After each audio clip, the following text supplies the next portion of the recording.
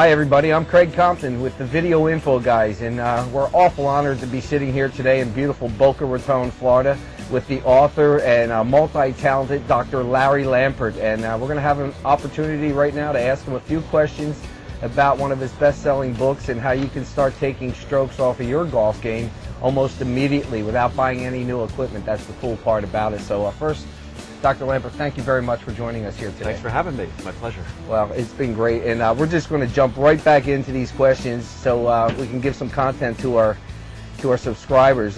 First, we'd like to know what you did before you became famous for writing and publishing Pros Edge Vision Training for Golf. Tell us a little bit about your background. Well, background is, as a kid, I did a lot of things, painting houses, took engines apart, worked on a construction job, decided to go to college.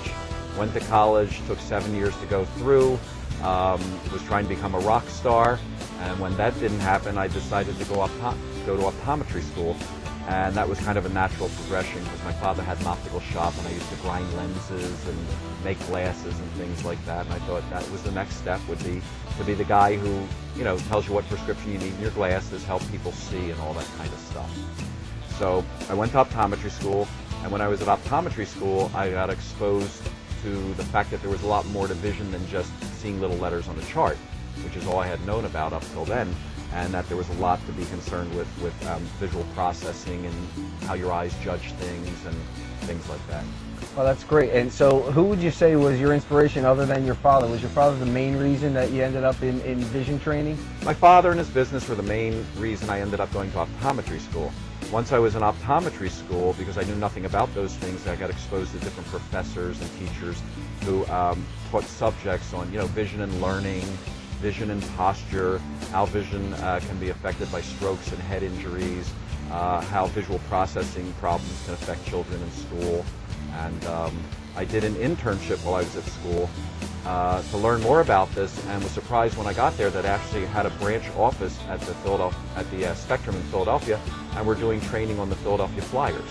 So that was my first exposure to sports vision training.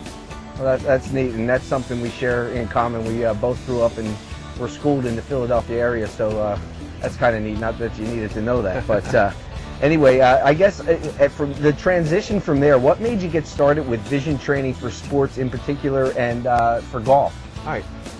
What first happened was in my practice I was doing vision training. I was becoming known in the area for doing it, and I had a baseball player's wife come into the office, and I didn't know who she was. She had me examine her eyes, and then after I was done she said, "I'm going to send my husband in. He's a pro baseball player for the Chicago Cubs at the time. And he's been hearing about this sports vision training stuff, and some of the other guys are doing it, and they're doing real well with it. And I actually came in here to check you out because I heard you did this stuff, and I'm going to send them in." So Doug Jennings came into me. He was my first sports vision training case, even though I'd been doing this stuff for a while, I was exposed to it. Great success story. He basically went off to Japan during the strike after the year we worked with him, became most valuable player, consecutive home run record, and became a national hero over there. I was quite pleased with it.